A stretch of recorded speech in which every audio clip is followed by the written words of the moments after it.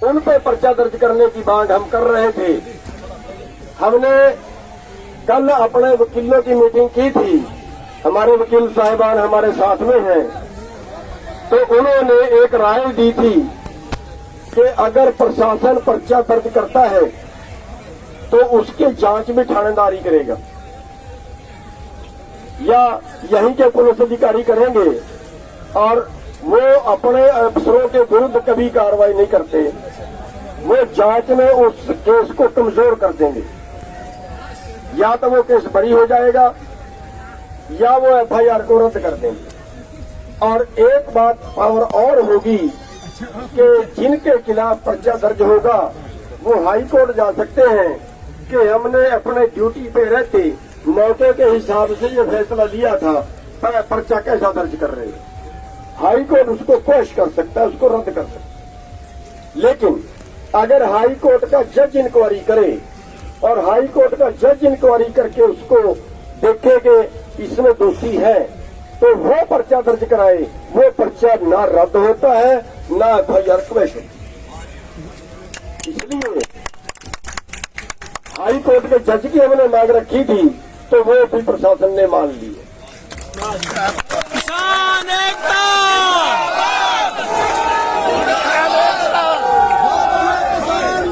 जिंदाबाद, हम तुम्हारे साथ हैं। एक हमने मांग रखी थी कि उसको या तो हरियाणा से बाहर भेज दिया जाए या उसको सस्पेंड कर दिया जाए।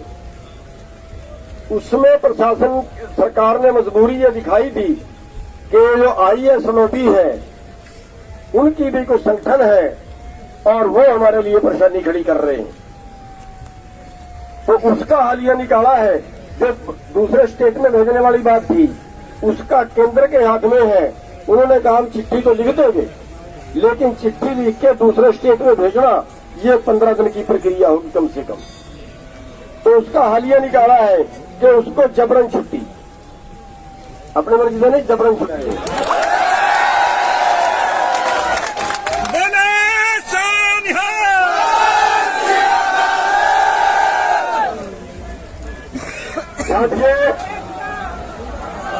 बहुत गरीब है,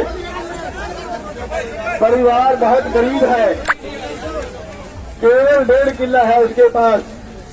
और सबसे बड़ी बात यह थी कि जब से आंदोलन चला वो एक दिन भी गैर हाजिर नहीं रहा। इसलिए कल हमने राय की थी कि परिवार बेरोजगार है और जो पुलिस अधिकारी हैं उन पे पर्चा दर्ज करने की मांग हम कर रहे थे।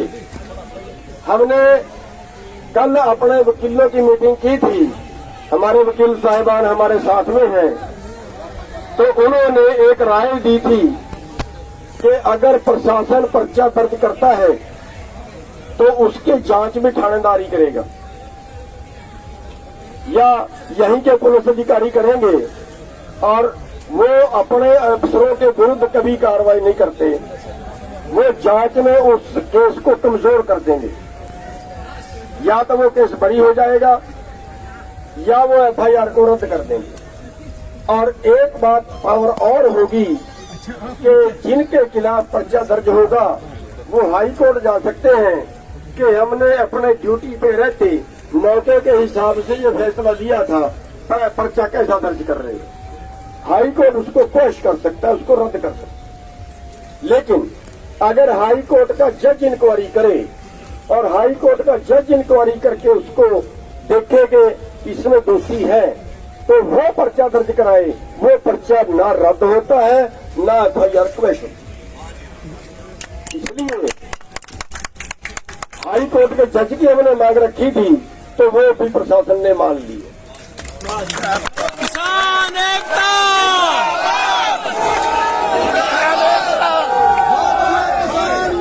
जिंदाबाद, हम तुम्हारे साथ हैं। एक हमने मांग रखी थी कि उसको या तो हरियाणा से बाहर भेज दिया जाए या उसको सस्पेंड कर दिया जाए। उसमें प्रशासन सरकार ने मजबूरी ये दिखाई थी कि जो आईएएस लॉबी है उनकी भी कुछ संगठन है और वो हमारे लिए परेशानी खड़ी कर रहे हैं। तो उसका हालिया निकाला है। जो दूसरे स्टेट में भेजने वाली बात थी उसका केंद्र के हाथ में है। उन्होंने कहा हम चिट्ठी तो लिख देंगे, लेकिन चिट्ठी लिख के दूसरे स्टेट में भेजना ये 15 दिन की प्रक्रिया होगी कम से कम। तो उसका हालिया निकाला है कि उसको जबरन छुट्टी, अपने मर्जी से नहीं, जबरन छुट्टी, ये कलंक होता है उनके ऊपर। % ज्यादा लेके आए। बोले सोनिहाल।